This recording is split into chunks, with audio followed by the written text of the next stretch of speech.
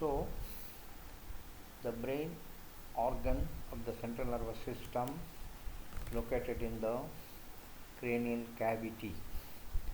The cranial cavity is a cavity that is the articulations of the cranial bones in associated with some facial bones.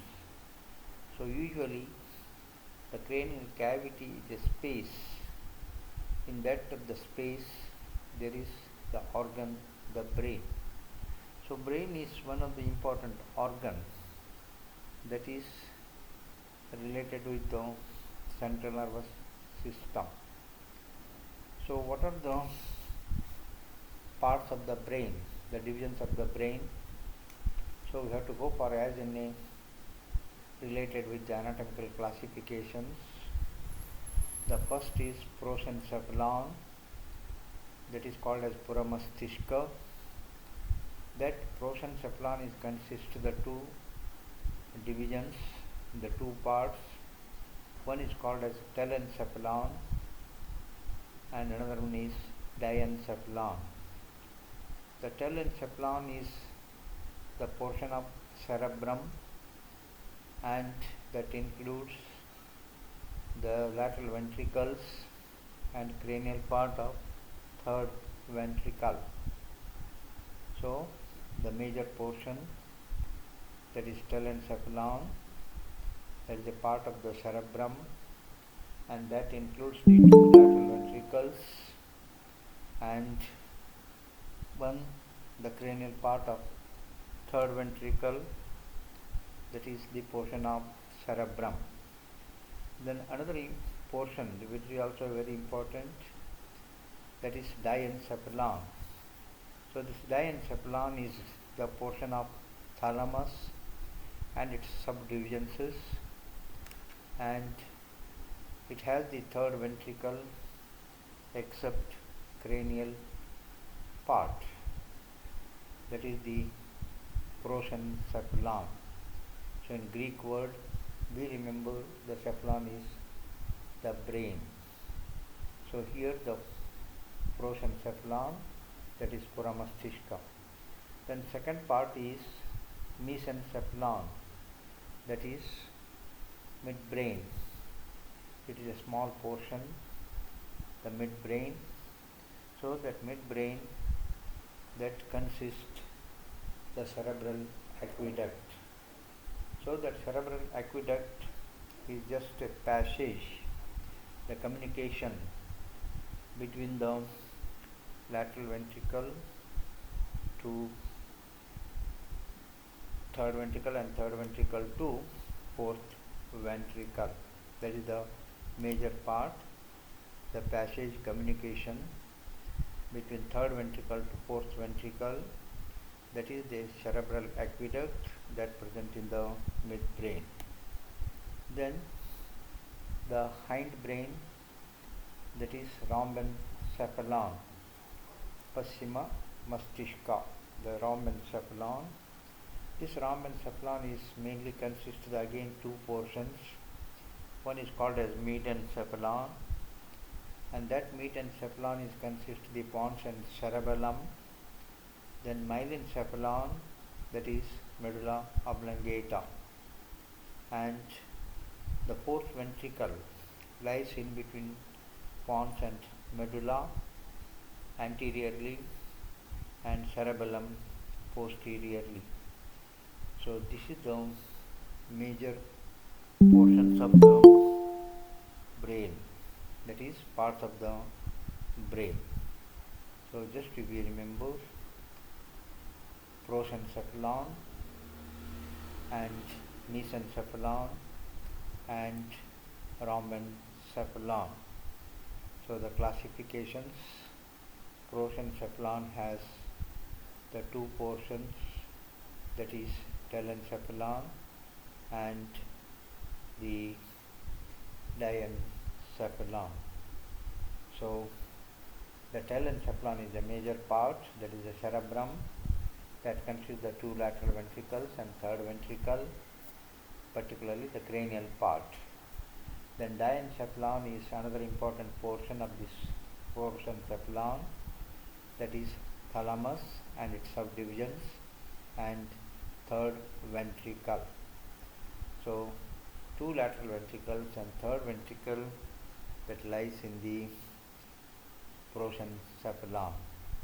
Then the mesencephalon is a midbrain, that is the communication between third to fourth ventricle, that particularly in the midbrain there is an passage, so that is small part. Then next is the rhombencephalon, that is hindbrain, that consists the mesencephalon, the pons and cerebellum, then myelencephalon, the medulla oblongata. So again here there is a fourth ventricle that lies in between the pons and medulla anteriorly, cerebellum posteriorly. So this is the parts of the brain. So we can say simply forebrain, midbrain, hindbrain. That is simple explanation, or we can also go with the simple explanations. What are the parts of the brain? So cerebrum, cerebellum, pons, medulla oblongata, and the midbrain. So like that also we can take a classification in a as in generally explanation. The cerebrum, the largest part, cerebellum, second largest part, then midbrain, that is connecting between the prosencephalon and hindbrain, then pons, then medulla oblongata, that is the portions of brain.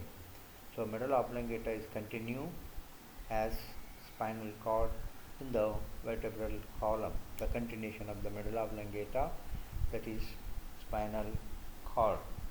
So you have to be remembered, there is no separation between the brain and spinal cord, that is the connecting portion of the brain and spinal cord, that is the medulla oblongata is continuation. Then another important point you have to be remembered, the brain stem. What is this brain stem? That helps to connecting the midbrain to the pons and medulla oblongata, and also the forebrain, and also to the cerebellum. The cerebrum is connected to the midbrain, the cerebellum is connected to the midbrain, to pons and medulla oblongata. So this, the brain stem is the parts, that is midbrain, pons, medulla oblongata. So these three parts are main called as brain stem. So be remembered. So these are the parts of the brain as in a briefly, whatever is your convenient. See now here this figure, the prosencephalon, that is major part, cerebrum, and including the thalamus portion, then mesencephalon, that is you can see the connecting portion, that is the midbrain, that is the connecting part. It is also called as cerebral peduncles, the connecting portion. So then again the rhombencephalon, that is this is cerebellum, and this part is pons, and this is the medulla oblongata. As the Sanskrit terms you be remember, Puramasthishka, that is forebrain, Madhyamasthishka, midbrain, Paschima Masthishka, hindbrain, then the pons, Pushnishaka, cerebellum, Dhammilaka.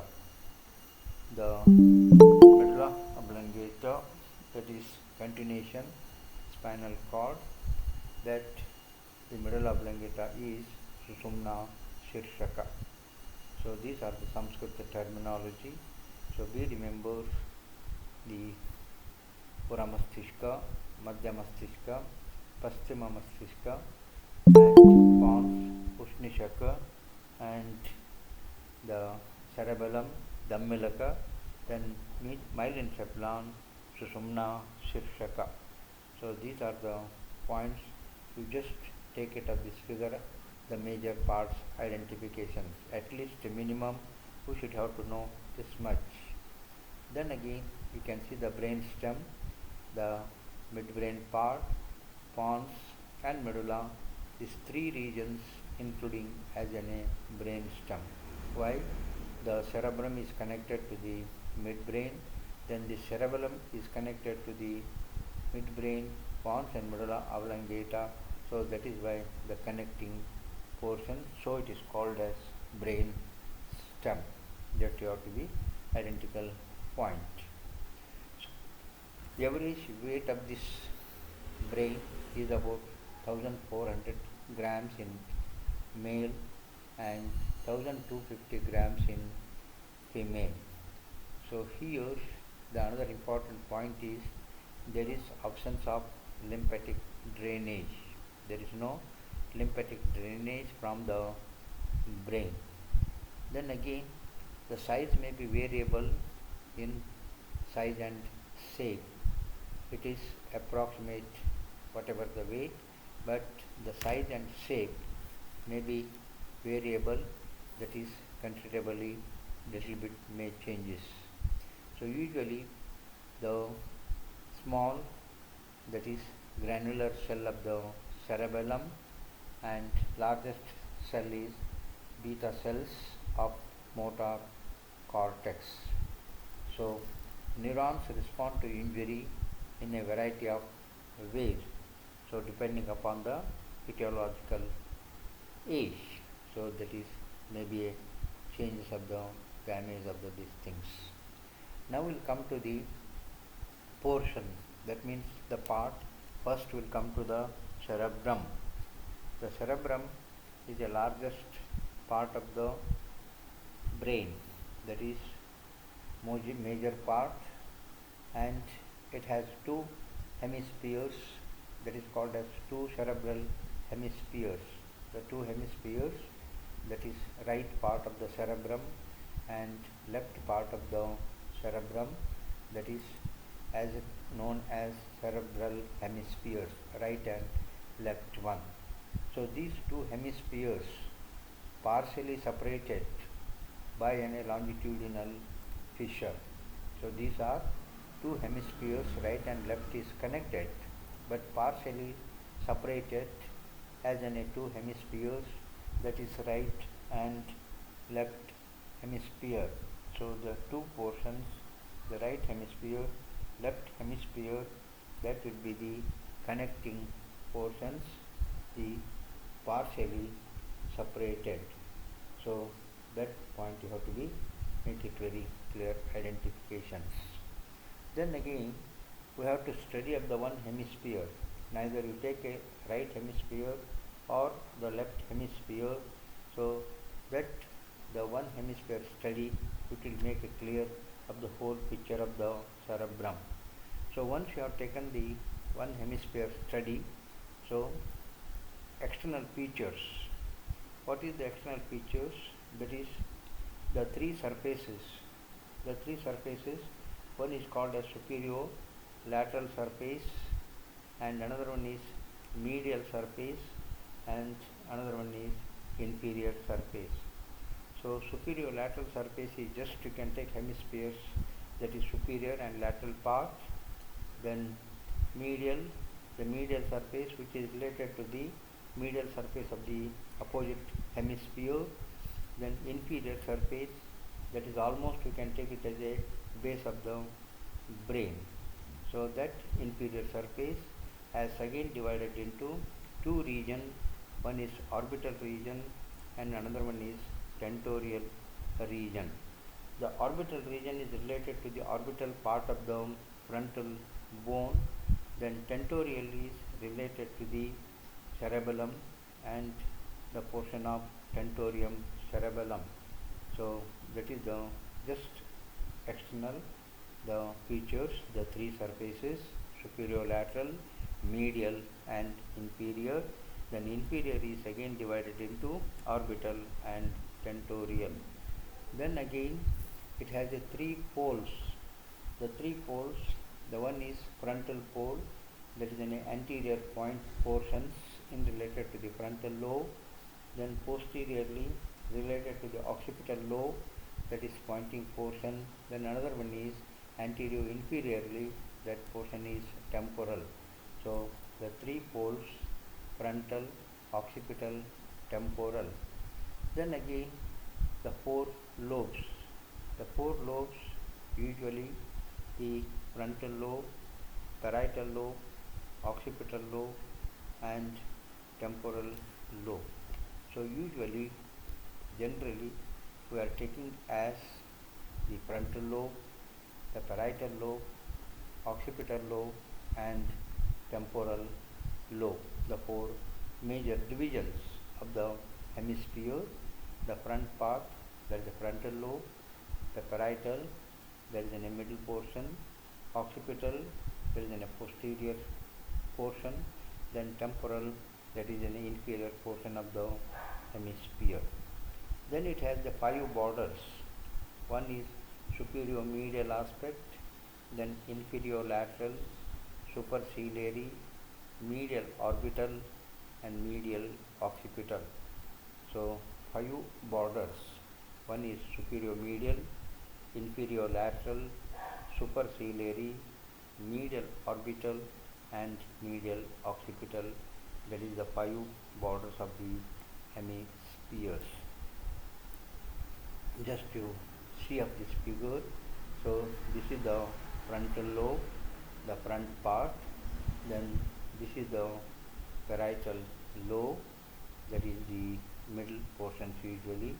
The occipital is this posterior portion. This region is the occipital lobe and this portion is the temporal lobe. So then see, this is the cerebellum and this is the pons, this is the medulla oblongata, that is the portions. So just you can see in here, in this region it is a frontal pole and see here it is temporal pole and here it is occipital pole. So that is the portion of external features. So these are the portions and the stuff. Then what you have in there, now you can see this is the superior lateral surface.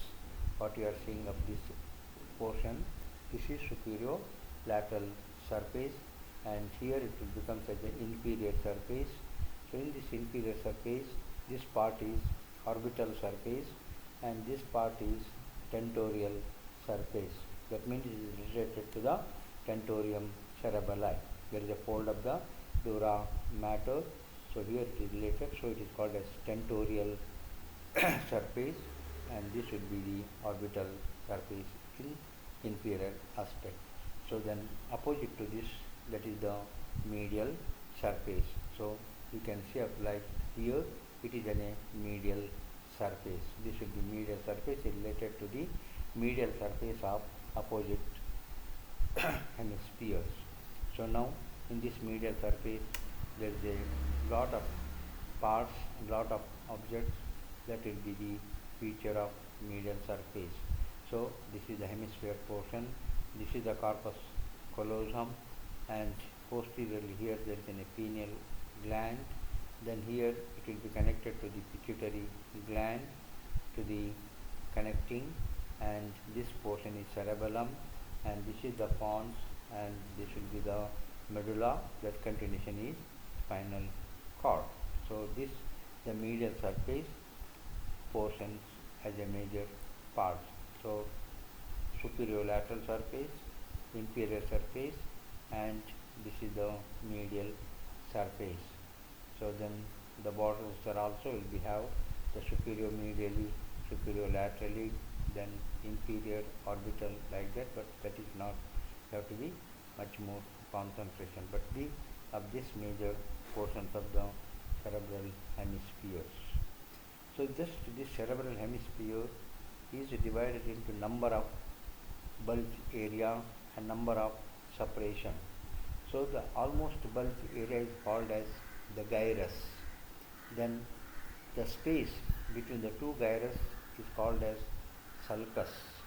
So whatever you have to see in the whole part of the hemisphere, the bulge area, that means that is the portion of gyrus, and in between the gyrus there is a separation.